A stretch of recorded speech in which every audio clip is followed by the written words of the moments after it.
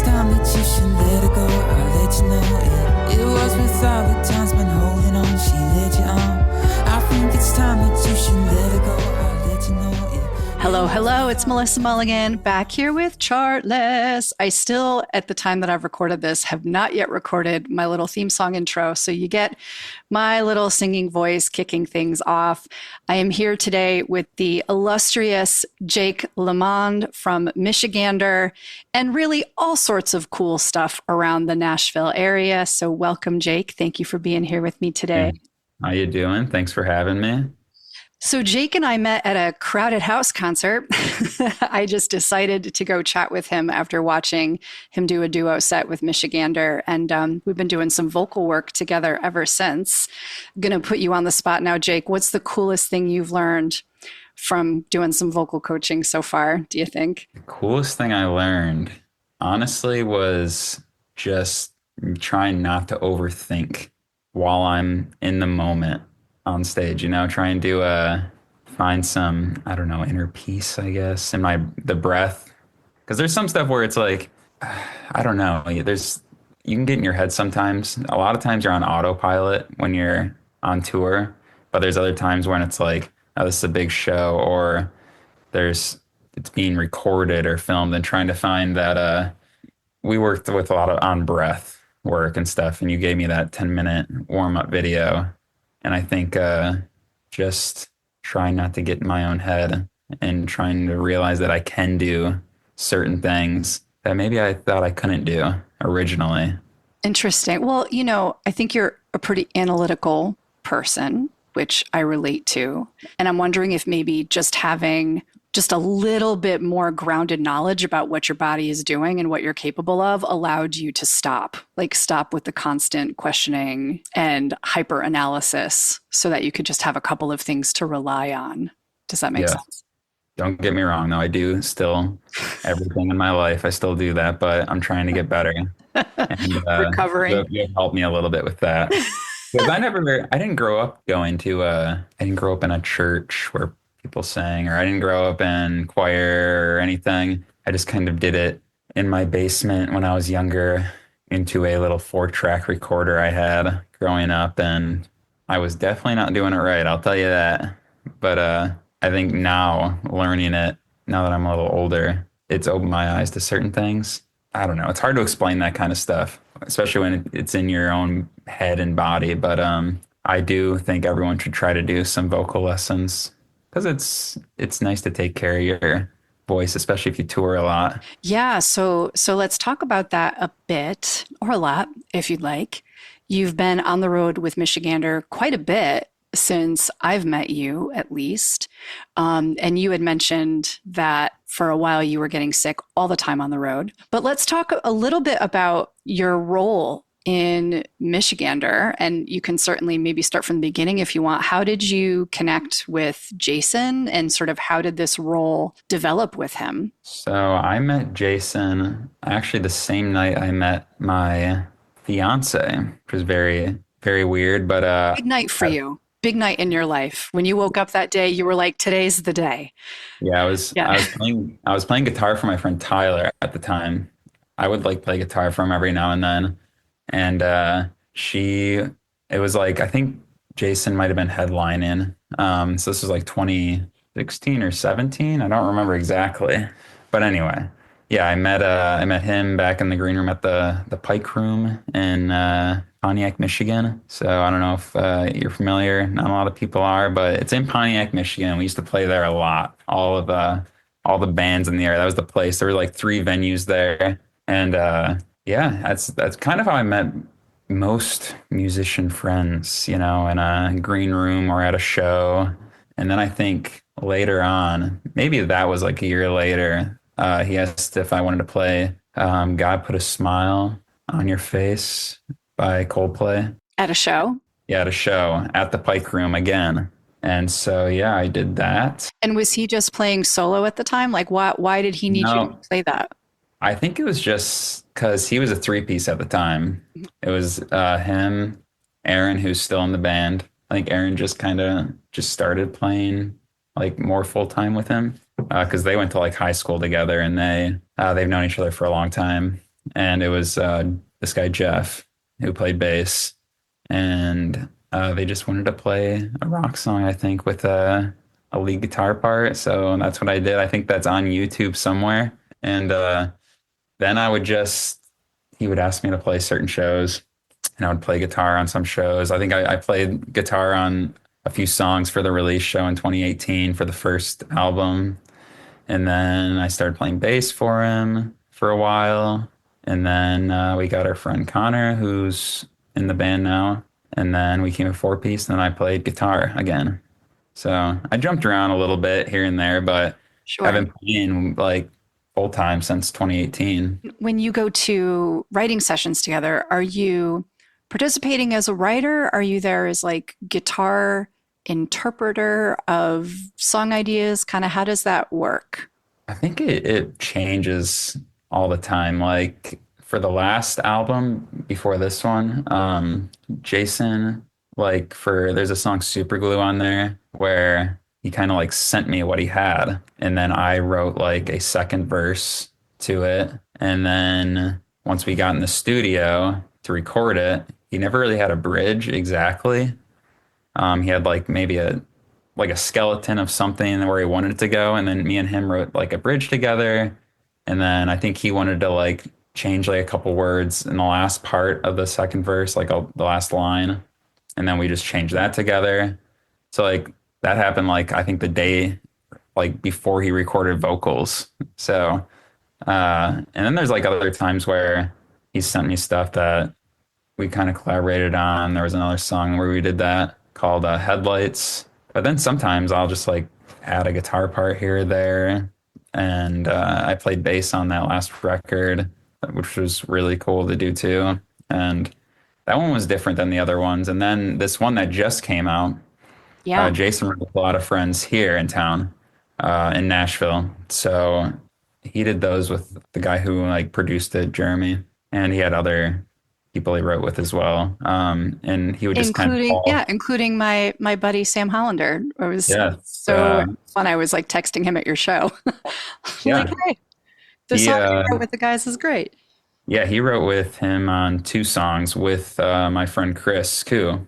But yeah, I mean, I think he would just call people in to like I added some guitars to some stuff, and he had a horn player come in, add some stuff. I think he would just this one was different in that aspect. They were like trying stuff a lot in the studio, which was fun. Like I Mm. think we plugged a guitar that I was playing into a synthesizer thing, and then Jeremy was playing like a drum pad that was plugged into that synthesizer, so my guitar sounded like insane Yeah, uh, on breaker box. But yeah, it was fun to be part of, and it's fun to play them live. I'm excited to because we only played, I think we haven't played the whole album yet. I don't know if we ever will, but it'd be fun to play the rest of sure. them live. Sure, Yeah, I mean, we're probably gonna be touring this album for a while, so yeah. I was gonna say, I know I heard some of the songs when I saw you guys late last year at Bowery in New York City, Yeah. which was awesome. Thank you for that. Um, so far, what are your favorite songs to play live, either off the new album or like older stuff? Is it the one I where you jump down into the crowd? Is that the one? That is letdown. That is fun to do. And there are times where I cannot see what I'm doing. I'm bumping into people. I have no idea if it's sounding good. But yeah, that one's really fun to do. I mean, it's like close to the end, so it's always Fun moment, yeah. I feel like that's when we're at our loosest on stage. I don't know. I like doing Super Glue live because all four of us sing together. I like harmonizing with them, and it's fun. He has people sing before it, the little line, and feels like a moment kind of. But I do the newest one I like doing is Giving Up. That one's fun too because Yeah. again we all sing harmonies on it. I get to play a fun guitar solo. Yeah, Breaker Box is cool too. He gets to play piano. The opening song is really cool because we never Mhm. had piano live. So doing that is we have like lights, piano, nice backdrop. So it's cool to add stuff after playing with each other for this many years. Setup takes a little longer and breakdown, but it's worth it. Yeah. What now? You had mentioned that you're doing, in addition to doing full band touring, you and Jason are going to do some more duo shows, right? Are you going on is that what you're doing with Dawes? Yeah, so we're doing just a duo, just two guitars, two voices, no tracks. Gonna, it's gonna be bare. That's how you saw us when we did the Crowded House tour, which that Yes. was really our first time. We do like radio tours every now and then where sometimes we'll do a full band or we play radio stations, but a lot of times it's just like Jason and I, and those are really fun. But the Crowded House was like our first time touring like that, and that was where we ran into each other, and I got to talk to you. It was all happenstance, but it was very. I was like, "Oh, you're a vocal teacher. I'm looking for a vocal teacher." But yeah, it'll be cool. I'm looking forward to it. We've always loved Dawes before I was even in the band. I think I saw Jason at a show. I didn't know him. I don't think he knew me, but at Royal Oak Music Theater. And I've been to like 3 or 4 Dawes shows, and now I'll be playing with him, which will be fun. Big fan of them. Do you think you'll feel more confident than before now that you've been working on your vocals a little bit more and gaining some confidence there? Do you think the duo setup will be easier, more fun? Or do you feel like, nah, it's always like more comfortable to have the whole band around? It depends. Having the whole band is really nice because I feel like it's not that like not all the spotlights on you, but it's nice to just like be a loud rock band sometimes. But playing the songs, I mean, if a song is good, it should sound good in that setting where it's just like, playing on an acoustic guitar. As long as you sound good.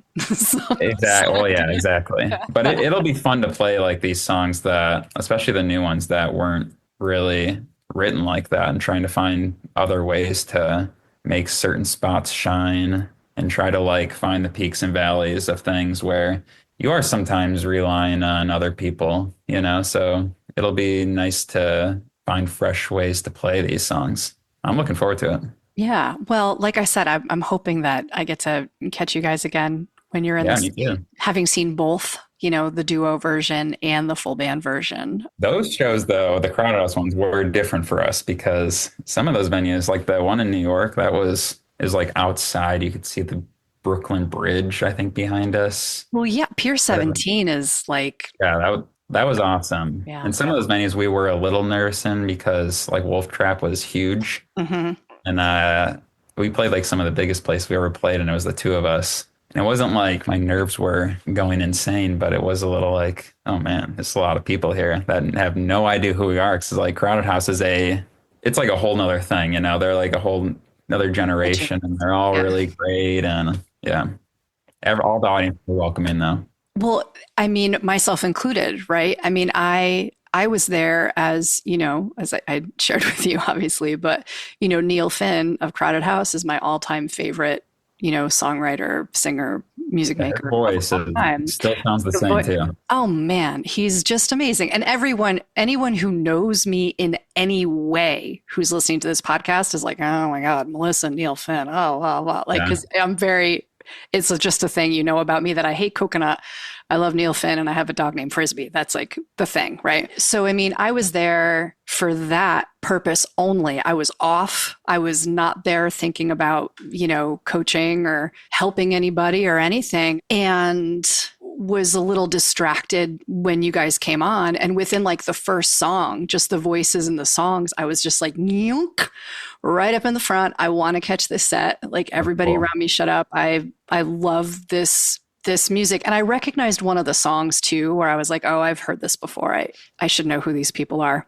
But yeah, and then I just became a fan, so I can speak holistically on that you could be on a rooftop in New York City playing with a legacy act and win fans over, just like convert people right there in real time. You brought more of your friends to the other show, so I did.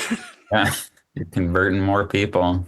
I did. And I was proud because I brought, musician friends and they were just like, oh my God, these songs are so good. And this band They were is very so nice. good. I got to meet them, I think, right before we went on, actually. So it was nice. They are very nice people, but they are also honest people. Like they would just be like, good for you, not my thing, but like, thanks for, They did say you encouraging better me. not suck before I went on. So They told you not to suck? no, I'm joking. They didn't say that. They were very nice. Everyone was nice. Yes. Yeah. Like I said, they did truly, truly love the show, which I was not surprised because it was great. When you were on the road, and this is just going to sound like a weird, hard right turn, When you are on the road and you are away from home for an extended period of time, how is your mental health and how do you keep your energy consistent?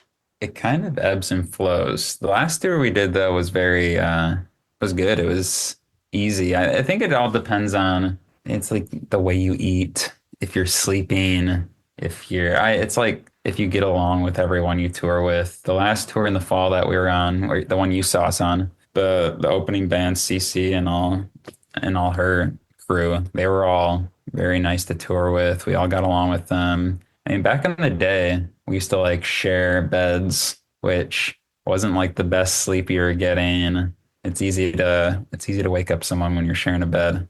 I think sleep is a big one, honestly. If you can get good sleep, the drives aren't as hard because we don't have a tour bus. So when we're like on the West Coast, some of these drives are like 8 to 10 hours. Sure. Who drives? You take turns? Jason does like basically, I think he does all the driving. Maybe on the last run I did like 2 hours worth of driving, but on this run we just did for like 2.5, 3 weeks, Jason did all the driving. And we will tell him that he does not have to do that, but he likes to drive. I think he likes to be in control of if anything were to happen. I'm glad you brought that up actually, because there's definitely a lot of myths about this industry that still exist, thanks to all the biopics of like, Freddie Mercury and Elton John. And, it's like you meet your band and then 10 minutes into the movie, you have a record deal. And then 12 minutes into the movie, you're millionaires. And then 40 minutes into the movie, you're all alcoholics and divorced. And then eventually things turn out okay. And so I think 3 out of 4 of those. You decide which one they are. Oh God. I really don't want any of those things. Well, maybe the millionaires, that would be great. But then it would make no sense what you just said about Jason driving. So let's unpack this a little bit, if you don't mind. The band is, Michigander, the entity, is with a label and management. Yeah. Correct. And Jason is driving, right? So, so it's not like it is in the movies where the second you get signed, suddenly everything is handed to you and you don't have to do your own social media and you have a gazillion roadies, carrying everything for you. So kind of like what is life like inside the industry for you all right now? Well, it's different for everyone. There are some people who get signed right away and they get a tour bus but I don't know if that's the best way for things to happen. I think it's bigger, pretty it's cool. a bigger loan. Really. Yeah. I mean, that stuff has to get paid for some way, right? But it is cool because we've played, I've been in the band for a while and we've played places where there was like not that many people, maybe we're playing to like the opening band. So it's been really cool to see things like steadily progress. And people, like we just played in Detroit and like seeing people there that I have no idea who these people are. And that's not the case usually when we play a hometown show and they're like singing all the words. Yeah. So it can get tiring, like, when you are setting up all your own stuff, carrying all your own stuff, driving everything. Jason drives everything. I'm sure that's very tiring. It'd be tiring for me. But things have been slowly getting better. So it's like, seeing that makes you want to keep pushing towards like the next goal. I haven't really gotten too discouraged on in that aspect of things. But there's times where we've opened up for people and there's loaders, and that's amazing. Yeah. Sort of like Manchester Orchestra or Andrew McMahon. People were like, because you're playing these venues they have union people. Mm-hmm. Like the green rooms are really nice. Everyone's breaking down stuff, helping you. And you're only playing like 30 to 40 minutes. Mm-hmm. And then the most amazing thing. Yes. And there's like a built-in crowd for the most part. But when we're doing our own tours, it can get tiring, but it's also been really good lately. Yeah, I think compared to the past. I think you really hit the nail on the head, which is something I always talk to artists about when I work with them, that, if you are focusing on the positive and the improvements that you're seeing and that you're feeling, if you have that growth mindset, of I'm developing as a performer, as a writer, as a player, etc. I'm deepening my relationships with my collaborators, myself, my artistic side, and circumstances are also getting better, or the business is growing or the project is expanding its reach, you're in it. You're in it and things are working. I think that it's a mistake to spiral into, well, I thought by now I'd be here, or why do these people have this and I don't, that you really have to stay very present. Yeah, it's definitely, especially with, I mean, Instagram and TikTok, it's so easy to compare yourself to other people. They're like, they've only been doing this for a year and they're like Yeah. here. But you can't really do that because that's just how life is. Yeah. That is not the same for everyone. It's a good friend of mine, Dylan Condor. I don't know if you know him, but he's an amazing guitarist and does a lot of stuff in and around New York. He's currently in the Broadway band for Death Becomes Her, but he also has toured with, I think, Earth, Wind and Fire, Blood, Sweat and Tears. One of those. I had seen Earth, Wind and Fire before with my dad. They were awesome. But anyway, he's amazing, and he said to me, he said, if you want to feel bad about anything you do, just go on YouTube because there will be a 10-year-old who does what you do better than you. That is true. So if you want to feel good about yourself, you have to wake up every day and just be grateful that you get to participate in the craft, and add something to it every day. You can't really get caught up in that. And it is definitely easier said than done for a lot of people, including myself. It's easy to take things for granted until things get worse. And then you're like, I wish it was like it was like last year or something. You know what I mean? You think life is bad, but it can always get worse. Well, that's an uplifting way of looking at it. I'm going to put that quote. That'll be the clip that we use to promote this. Yeah. It can always get better. How's that? You are also a songwriter and a lovely singer, a lovely lead singer, not just a harmonizer. Are you working on any of your own stuff? Do you have time? I am. I'm getting stuff mixed at the moment. I just sent out 2 songs yesterday to get mixed. So that is exciting for me because it's been a little while since I put out my own music. So I'm going to be hopefully releasing an EP this year.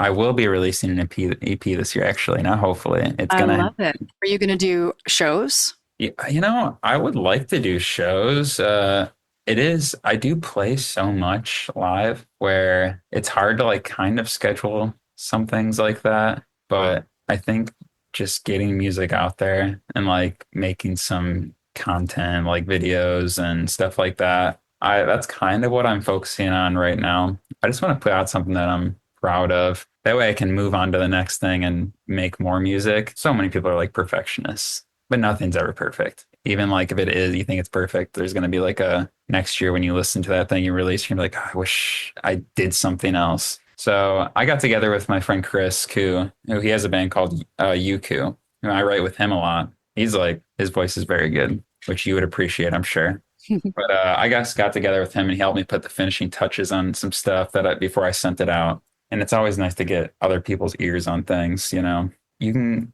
just get lost in the stuff that you think's wrong with it. And it's nice to have a collaborator that can say it's not, maybe just add this to it or take this away, Or do you also need someone to say stop overthinking it? It's great. That's what I have Julianne for. That's my soon-to-be wife who we'll also be getting married this year. She tells me that. I don't know if I listen all the time, but she does tell me that a lot. She was proud that I sent out those songs though to be mixed. That was a big step for me. Yeah, I can sense that. When you were just talking about, the concern of releasing it before it's perfect, right? You didn't say to me, well, because I don't want to release it and then have someone else listen to it and say, this could be better. You talked about it more in terms of you releasing it and then you looking back at it in 6 months or a year and going, I wish I did this or I wish I did that.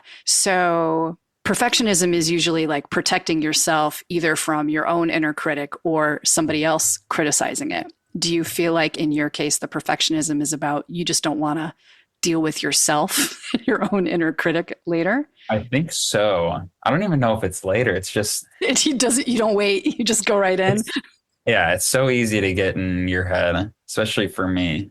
And then I work with other people who like just record something and they're like getting to work with Chris, like he's gonna be releasing music this year too. But we'll be like we wrote his last EP together and we're like writing lines. He's recording it right there. He's got the mic right by him, hitting record, and that's it.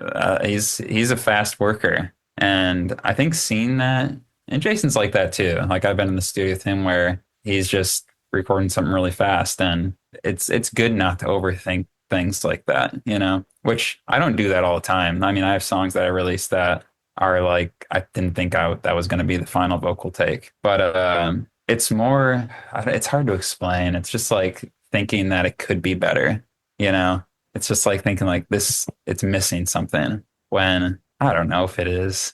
And I finally decided they're not missing anything anymore. I just need to get them mixed, I love that. I love that. I don't know if it is. It's just like everyone's got to stop overthinking that stuff because the people that are listening to it aren't thinking those things. They're not thinking it's missing anything. They're thinking this is complete as is, and it's either I'm vibing with it or maybe I'm not vibing with it. But that's going to happen even if you think it's perfect. Yes, of course it's still going to happen. And it even might be worse because people will be like, sounds like a well-produced thing that I'm not really vibing with. Right, yeah. Like I've been listening to Geese a lot in Cameron Winter. Mm-hmm. And to me, it does sound perfect. But also it's like, it just sounds, I don't know how to explain it. It's so hard to explain these things. But I love that it's not like a perfect vocal take, but it's like perfect for me. Yeah. Yeah, it doesn't sound curated and engineered. Right. Either as a singer or as an engineer. I mean, it just sounds free and creative. Yeah. It's art. And that's this kind of stuff I gravitate towards. But then when it comes to my own stuff, I try not to, you know what I mean? Yes. Very weird that way. Yeah. And you are right. There are definitely artists who really, and again, now we're analyzing people who aren't here in front of us, but there's one artist I know in particular who works very quickly and is almost always like, I mean, it could be 3 quick tracks and he'd be like, it sounds great. I don't think it needs anything, and I'm kind of like, maybe we should take a beat. Like maybe you should take a minute, like listen to it tomorrow before deciding to submit it for distribution. Because you did that is a little crazy to me. Because you did that very fast, right? But I also think that in his case, it's because he's like, I either gotta go with it or I'm going to get in my head and I'm going to edit it forever. So like, while I feel great about it, I want to do something with it. Because if I look at it for too long, the confidence starts to fall apart and, and then I start to analyze it to death. Well, luckily I still like these songs. So that's good. I'm so glad. I haven't thought it to death, at least. Don't. That is the one good thing. Don't. But yeah, I do agree. Like, I mean, like I said about Chris, he still puts a lot of thought into it all, obviously. And we're always thinking every part, but it's nice to see like people that you work with that are like, this is good enough. And then you send it out to someone to get mixed and they can, make it even sound a little better. Sure. Yeah. So that's the whole collaborating part of it. Finding people that you think are better than you that can make it sound just that little bit better. Yeah. So when you're collaborating in Michigander, is that different? Do you feel freer as the guitarist to contribute and you just sort of let the band feel when it's right? It's different every time we've done an EP or this was like the first album. For me going in on this record, it was like I was meeting. We weren't like all in the same room together. It would be like Aaron recording drums, I think, and Connor doing bass. And whenever I would go in, they weren't there. Maybe Aaron would be like there for like a few minutes, but then he'd be leaving. So it was different in that way where if I was adding guitar to something, it was more like, it was like building blocks kind of thing. It wasn't like we're all recording together. Or working everything out as a band in a rehearsal space and then deciding, yeah. Jason would like, I think for a lot of these songs, like demo them out with Jeremy or someone else, But in the past, there were times where like Jason, Aaron, and I were in a studio on the last record. We got to go to Sunset Sound, which was really cool. And there was a song called The Other Way on that record. And we recorded, like, I was on bass, Aaron was on drums, we're in the same room, and Jason was on acoustic, I think, and vocals. And we did like the whole backing track live, which that was cool. We've never done that before or since then, but I Mm, thought it came out sounding really cool. yeah. So it's different every time. I mean, it really, who knows what the next one will be like. It would be cool to all be in a room though. Like I've seen like that Jason Isbell documentary where they're all together Yeah. recording. That could be cool because then you really can't overthink anything. Yeah. That's the take, you know? You can add Yes. stuff to it. You can overthink it, but it Yeah. could be fun to do something like that one day too. Yeah. You can really experiment the way that the last record was done, the one that just came out, adding things when you think, oh, we could use a French horn here, or we could use a trumpet here, you Yeah. know, All right. We're going to do some rapid fire questions to wrap things up, if you don't mind. let's do it. Okay. Do you have any pets? I do. I have a cat, Rigby. She's around here somewhere. And is your cat Rigby named after Eleanor Rigby? She is. That is correct. Yeah. So my next question was favorite musicians. Well, Paul McCartney is up there. I know too much about his life in a like probably a scary way.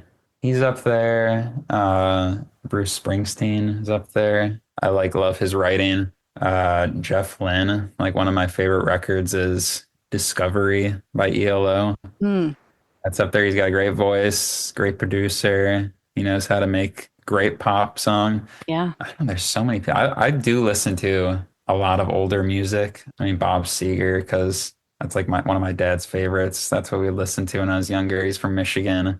Motown, I grew up on, Hmm. like all that stuff. There's so many things. I mean, I love like Cat Stevens' voice. His is one of those voices where I feel like there's not many people that sound like him. I was just thinking that. Yeah. There's no one that sounds like him. What is your favorite song to cover, like to sing and play? Cover. I used to play nursing homes a lot. That was kind of what I did for a little while. So my covers were like Fly Me to the Moon and Moon River or like what's it? Is it Dream a Little Dream? Is that what the song's called? Yeah. Sun shining bright above you. I really liked always covering that one and Moon River. I just like those kind of chords I would never generally play. Hmm. So playing that kind of stuff was just I So don't know. did you do Till There Was You, the Beatles? No, I never did that one. I do still really want to learn that one though. Yeah. Especially that solo on the classical guitar. That's Yes. something I gotta learn. But Yeah. I mean, when I was younger, I always played Beatles. My dad bought me a Beatles book, so I was playing all those songs. Those are probably the favorite things that I would do back then. I don't play covers as much though anymore. Who's out there making music these days that we might not have heard of that you think we should listen to? I mean, you mentioned Geese from here in New York. I do think you should listen to Yuku. Spell that for us so Yeah. that people can find them. That is Yueku, I'm pretty sure. And then I have been listening to that Cameron Winter record, but he's part of Geese. Let me see. I got something in my phone here. There's so many like bands I'm listening to right now. You know, I have been listening to Lemon Twigs. Leon Thomas, Chris sent me his record. It's really good. I have been listening to a lot of Emmett Rhodes again. He's great. He's kind of like Paul McCartney in that way, where he's kind of got that voice. Flight, I really like Flight. Lizzie McAlpine's really good. Did you ever listen to Sam Fender from the UK? Yes, actually, when we played our first like South by in 2018, I think we went to like a Vivo thing that they were having. He was playing there, just him and his guitar, and we were like, his voice was just so crazy. Yeah, it's so Yeah. good. And his songwriting, there's like something about the songwriting and the production that's like very Bruce Springsteen-esque. Yes, yeah, especially the Hypersonic Missiles Yeah. song. Yeah. Yeah, his new stuff's so good. Yeah, he's great. His voice is top notch. Yeah. And do you listen to tours out of the UK? No, I haven't heard of them. I've been chatting with them a bit about doing like a vocal session and actually in an interview for Chartless. I met them at an event at Soho House last year. Hmm. Three guys out of the UK, two of them are brothers, three-part harmonies, gorgeous voices, really good songwriting. So I'll have to that's my check that out. recommendation to you. Check out TORS. Check it out. Okay. I really like Theo Katzman. You ever Oh, yeah. listen? Hmm. His writing is great. His voice is great. I've probably seen him like maybe like 10 times because he used to play, I think he used to go to U of M and I used to like see him in Wolfpack whenever they would play like anywhere around town. And the new Dawes record is really good. I know we're going on to Yes. them, but that is a great record. Yeah, you must be excited too. Have you gotten to know them yet? Or No, I've seen them like 4 times though, but I did actually meet them once, but it was as a fan. I went to a Dearborn Music. It was like a record shop there and they played like a little in-store thing before they opened for ELO. So I went there and actually I saw Connor there. That was before we both played like before he was in the band. Mhm. And we both got our records signed. And Connor was probably like 17 at the time because he's quite a bit younger than us. That's so But sweet. yeah, so it'll be cool to play with them. I love that so much. So, I mean, this sounds like it's going to be a pretty big year for you. I mean, more touring, playing the duo shows with Dawes. The Michigander album's out.